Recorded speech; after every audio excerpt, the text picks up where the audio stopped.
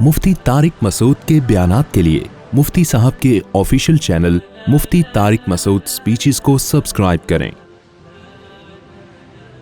अब मैं असल में जो आंटियों की बात कर रहा था कि बहुत सारी आंटियां आजकल अपने आप को पाबंद नहीं समझती शौहर के हुकूक का। तो उन आंटियों से मैं ये कहता हूं कि देखो, मियाँ जो आपको के हुकूक अदा कर रहा है उसकी बेस क्या है? इस्लाम है ना। इस्लाम ना हो तो फिर क्या है भाई, आज़ाद घूमो फिरो, क्या ज़रूरत है? तो आप भी उन इस्लाम की पाबंदियों को कबूल करो जो इस्लाम ने आपके ऊपर लगाई हैं। और वो पाबंदी ये लगाई है कि सरबरा कौन है? बोलो ना, मियाँ है। देखो, जो बात इंसान ज़बान से बार बार बोलता है ना, दिल में असर करती है 100%। कहते हैं कि जो माहिर नफ्सियात डॉक्टरों के बारे में सुना कि उनकी तहकीक है कि जितने ख़ुदकुशी के केसेस आए हैं ना, इनमें ज़्यादातर वो लोग हैं जो ज़बान से कहा करते थे कि मैं ख़ुदकुशी कर लूँगा। जो ज़बान से नहीं कहते वो करते भी नहीं हैं। अगर आप ज़बान से कहो ना, जैसे बाज़ ख़वातीन कह देती हैं ये नहीं किया तो मैं ख़ुदकुशी कर लूँगी, वो कर भी लेती हैं। मर्द बाज़ दफ़ा ये उसकी कोई ख्वाहिश पूरी नहीं होती, कहीं रिश्ता तय हुआ, शादी नहीं हो रही, धमकियाँ देता मैं ख़ुदकुशी कर लूँगा। तो आप समझ रहे होते हैं मैं ऐसे ही कह रहा हूँ, मैं करूँगा नहीं। लेकिन जब आपने ये कह दिया ना एक दफ़ा ज़बान से कि मैं ख़ुदकुशी कर लूँगा, तो ख़ुदकुशी ना करने के अगर 100% चांसेस थे ना, तो अब वो 99% रह गए हैं। 1% चांसेस बढ़ गए हैं इस वर्डिंग की वजह से जो आपने ज़बान से बोल लो ना, जो ज़बान से आपने अदा की है, इसकी वजह से 1% चांस बढ़ गया है। दोबारा ये लफ्ज़ आपने मजाक में रिपीट किया कि मैं कर लूँगा, तो 2% चांस आपके बढ़ गए। ऐसे वाक़यात हैं। जो लोग बीवी को तलाक की धमकियां देते हैं और वो दिल में ये होता है कि मैं दूंगा नहीं, कभी भी नहीं दूंगा, बस वैसी धमकी दे रहा हूं, तो खूब समझ लो कि पहले ये था कि 100% चांस है कि आप नहीं देंगे, लेकिन जब आपने एक दफ़ा धमकी दे दी ना, अब वो 100% से कम होके कितना रह गया है? 99%। जिन लोगों ने बीवियों को तलाक़ें दी हैं बाद में पछताए हैं, आप उनकी सर्वे करो तो पता चलेगा ये वो लोग हैं जो मजाक में या गुस्से में तलाक की धमकियां दिया करते थे। जो धमकी नहीं देते थे वो नहीं देते। इसलिए ये जो अल्फाज है ना तलाक की धमकियों वाले, या मैं ख़ुदकुशी कर लूँगा या कर लूँगी, या मैं तलाक ले लूँगी, ख़वातीन भी बाज़ दफ़ा कह रही होती हैं, या मैं खुला ले लूँगी, या मैं दे दूँगा, ये अल्फाज अपनी डिक्शनरी से बोलो निकाल दो। जब देनी हो ना तो तमीज़ से जो शरीयत ने एक प्रोसेस बताया है, अव्वल तो ना दो, कोई अच्छा काम तो नहीं है ये। बाज़ दफ़ा बहुत शदीद ज़रूरत होती है तो उसके फिर एक प्रोसेस रखा है, उसमें धमकियाँ वमकियाँ नहीं। धमकियों में दी तो आपका DMR बनना शुरू हो जाते हैं, आपके लाशऊर में एक चीज़ जाना शुरू हो जाती है। हर वक्त आप गुर्बत महंगाई का रोना रोते रहो, गुर्बत बढ़ रही है, महंगाई बढ़ रही है, गुर्बत बढ़ रही है, महंगाई बढ़ रही है। अबे भाई, तुम्हारे कहने से तो बढ़ नहीं रही वो तो वैसे ही बढ़ेगी। आप ये भी बोलोगे ना महंगाई नहीं बढ़ रही, नहीं बढ़ रही, नहीं बढ़ रही, तो भी क्या होगी? बढ़ेगी। तो क्यों अपने आप को टेंशन में डाल रहे हो? कोई बोला करे महंगाई बढ़ रही है, आप बोलो कि पता नहीं यार, हो सकता है बढ़ रही हो, हम तो पहले भी खा रहे थे, अब भी खा रहे हैं। आज मैं जहाज़ में ना एक साहब मिले जो 27 मुल्कों का सफ़र किया उन्होंने। मुझे कहने लगे ये मुफ्ती साहब मैं 27 मुल्कों में गया हूँ, अमेरिका कई महीने रहा और पता नहीं जापान और यूरोप। बड़े पढ़े लिखे एजुकेटेड आदमी थे। कहने लगे पाकिस्तान जैसा वाकई कोई मुल्क नहीं है। तो मैंने कहा खैरियत? मैंने कहा उनको मैं ले आता हूँ, ढक्कन वक्कन गटर के दिखा देता हूँ। उन्होंने कहा मैंने सब देखे में फिर भी नहीं। खैर वो क्या वजूहात उन्होंने बताई, अभी टॉपिक से हट जाऊँगा फिर मैं। वाकई सुकून बहुत है यहाँ पे। तो कराची तो गंद बन गया ना, बाकी पंजाब तो ऐसा इस तरह नहीं है ना, वो तो साफ़ सुथरा है। इस्लामाबाद साफ़ सुथरा है, ये तो कराची ही है सारा। जो अभी इंशाल्लाह मैं कराची पे एक खूबसूरत व्लॉग बना रहा हूँ, और मैंने अपना व्लॉग का चैनल भी अलग कर दिया है ताकि ये मज़हबी चैनल और व्लॉग आपस में मर्ज ना हो। तो उसमें यही चीज़ें होंगी, कराची की आबशारें, उसका नाम भी मुफ्ती तारिक मसूद व्लॉग, वो बिल्कुल अलग कर दिया है। तो उसमें जो शुरू हो रहा है ना, वो تو ایئرپورٹ جانے اسلام آباد میں جا رہا تھا, گٹر میں گاڑی پھنس گئی ہماری نا, تو وہاں سے میں نے بلاگ شروع کر دیا. 2 رکشے گٹر کا پانی بہ رہا تھا اس میں الٹے ہوئے تھے نا, ایک ٹرک آدھا الٹا ہوا تھا, اور گٹر پتہ نہیں اتنا گٹر نکل کہاں سے رہا ہے, میں تو حیران ہو رہا ہوں, اتنا تو لوگ کھا نہیں رہے لیکن اتنا واللہ عالم, بہرحال ایک حیرت کی بات ہے. تو میں نے کہا میں نے دیکھو یورپ کی بھی آپ کو پیرس کی وہ دکھائی ہے, وہاں کی آبشاریں, اب ذرا کراچی کی آبشاریں بھی دیکھ لیں آپ ماشاءاللہ. تو تھوڑی سی شاید حکمرانوں کو غیرت آ جائے, نیت یہ ہے, چیزیں وائرل ہوتی ہیں تو حکمرانوں کو تھوڑی سی غیرت آ جائے. تو اس میں دکھائے ہیں کراچی کی آبشاریں, اور کیسے بڑے بڑے ٹرالر جو ہیں وہ ان کھڈوں میں جا رہے ہیں, اس میں دکھائی ہے گہری خوبصورت کھائیاں بھی ہیں اور پہاڑیاں بھی ہیں الحمدللہ. وہ کس ڈیزائن کی پہاڑی ہیں وہ آپ اس میں دیکھ لیے گا. اور پھر سندھ حکومت زندہ باد کے نعرے بھی لگوائے میں نے لوگوں سے, کوئی غلط بیانی نہیں ہے اس میں, زندہ باد نا, اللہ کرے آباد رہے ہمیشہ. خیر, تو اب دیکھو یہ بھی ویل للمطففین میں داخل ہے کہ آپ کیا کرتے ہیں, اپنے حقوق اسلام کا لیبل لگا کے پورے پورے وصول کر رہے ہیں, جب حقوق دینے کی باری آتی ہے تو کلچر کا سہارا لے رہے ہیں, یورپ امریکہ کا سہارا لے رہے ہیں. تو بھائی یا تو پورے امریکہ جیسے بن جاؤ, یا پورے کدھر کو آ جاؤ, پورے اسلام کی طرف آ جاؤ نا, پورے ادھر کو آ جاؤ. اپنے مفاد میں اسلام, خواتین خلا لیتی ہیں نا کورٹ سے, کسی مفتی سے نہیں پوچھ رہی ہوتی کہ خلا ہوا ہے کہ نہیں ہوا, جی ہم تو ملک کے قانون کو مانتے ہیں, جی ملک بھی تو اسلامی ہے نا.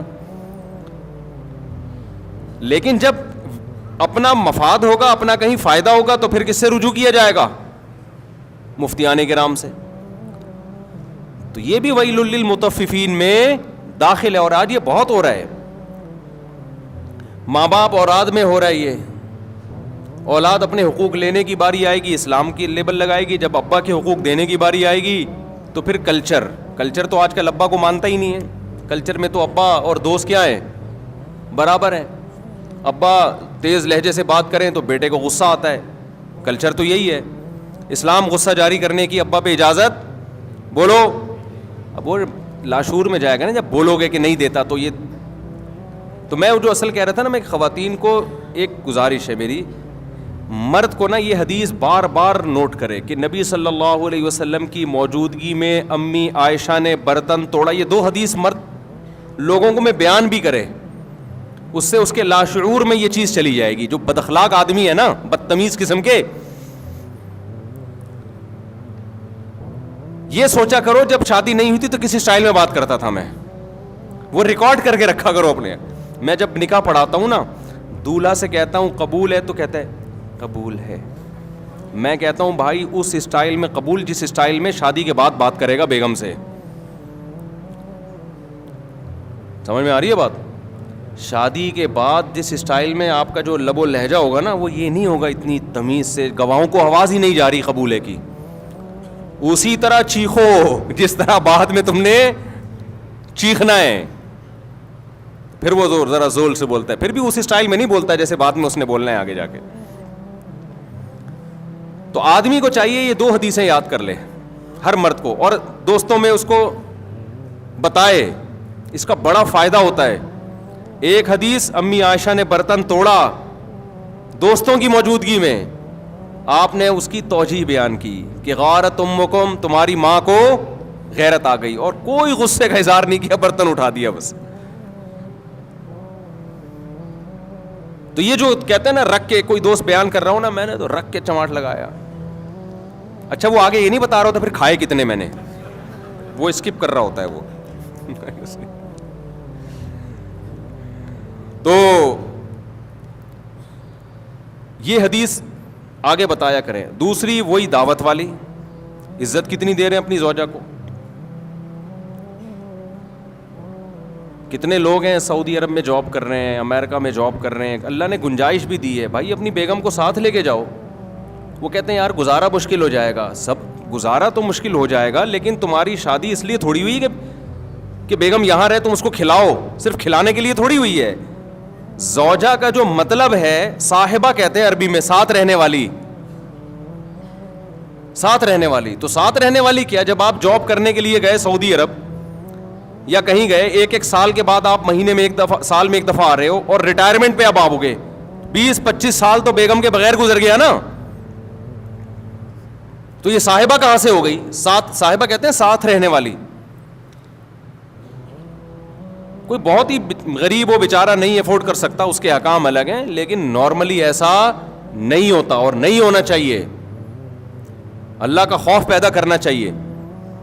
جہاں جا رہے ہو شریف آدمی ویسے بھی کوشش کرتا ہے کہ بیگم ساتھ ہو, کیونکہ وہ ریموٹ کنٹرول کی طرح آپ پہ نظر رکھتی ہے, لہذا کوشش ہوتی ہے عزت دار لوگوں کی بیگم کو ساتھ لے کے جاؤ. دوسرا یہ حدیث جو میں نے بتائی نا, 2 حدیثیں, یہ اگر آپ آگے نقل کریں گے نا تو اپنے حالات شاید کچھ سیٹنگ پہ آ جائیں. اور خواتین کو پتہ ہے کیا سوچنا چاہیے؟ عورت کو یہ حدیث بار بار, قرآن کی آیت الرجال قوامون علی النساء, اللہ نے سربراہ کس کو بنایا ہے؟ مرد کو. سر کا تاج کس کو بنایا ہے؟ مرد کو بنایا. آقا کس کو بنایا ہے؟ عورت مرد کی غلام نہیں ہوتی, ماتحت ہوتی ہے. غلام اور ماتحت میں فرق ہے. دیکھو آپ آفس میں ہوتے ہو, آپ کا ایک باس ہوتا ہے, آپ اس باس کے غلام نہیں ہوتے, لیکن کیا ہوتے ہو؟ ماتحت ہو. صدر, وزیر اعظم, ہم ان کے غلام نہیں ہیں, لیکن ماتحت ہیں یا نہیں ہیں؟ ماتحت کی کام ہوتا ہے ایک جو سربراہ ہے اس کو عزت دینا, نمبر 2 اس کی اطاعت کرنا. ہر چیز میں رکاوٹ, ہر چیز میں رکاوٹ. کوئی بات میاں کرے فوراً اس کے, ایک آدمی نے کہا میں نے اپنی بچی کی شادی کرنی تھی, ایک رشتہ آیا, مجھے پتا تھا میں بولوں گا تو بیگم میری مخالفت بولے گی, یہاں نہیں کرنی میں نے. تو کہہ رہے میں نے کسی کو بھیج کے بیگم سے کہلوایا کہ اس کا اچھا رشتہ آیا ہوا ہے, لیکن اس کے تمہارے میاں نہیں مان رہے, تو وہ مان گئی فوراً. یہ سچی مچی کا واقعہ ہے, وہ مان گئی. اور میاں گھننا بن گیا, نہیں نہیں یہاں نہیں کرنا, مجھے یہ بالکل پسند نہیں ہے, میں نہیں کر سکتا یہاں پہ یہ. اور یہ ابھی کیا بتاؤں, یہ گیم بھی میں نے ہی سکھایا تھا اس کو, کیا شرمانا آپ سے. یہ طریقہ بھی کس نے سکھایا تھا؟ میاں کو. میں نے, مجھے ان دونوں کے حالات پتہ تھے کہ ان میاں بیوی میں نا ہمیشہ ایک دوسرے کے 180 ڈگری پہ چل رہے ہوتے ہیں, اس چکر میں بچی کا بیڑا غرق ہو جائے گا. تو اچھا رشتہ آیا, میاں نے کہا یار میری بیگم, میں بولوں گا نا وہ بولے گی نہیں. وہ کہہ رہی ہے یہ تو بیوقوف آدمی پتہ نہیں کون سا رشتہ اٹھا کے لے آیا. بعض عورتیں یہ بھی سمجھتی ہیں کہ مرد جب گھر میں بچی کی جلدی شادی کرتا ہے تو گویا وہ اپنی جان چھڑانا چاہ رہا ہے. یہ بہت غلط سوچ ہے. بعض دفعہ باپ چاہ رہا ہوتا ہے کہ بچی کا اچھا رشتہ آیا ہے, ابھی کم عمر ہے, لیکن کر دو, اچھا رشتہ ہاتھ سے نکل جائے گا. اس میں خواتین یہ لیبل لگا رہی ہوتی ہیں کہ گویا جان چھڑانا چاہ رہے ہیں بیٹی سے. یہ بہت خطرناک تانا ہوتا ہے مرد کے لیے. کوئی مرد اپنی بیٹی سے جان نہیں چھڑانا چاہتا, وہ اس کے مستقبل کے لیے قربانی دے رہا ہوتا ہے.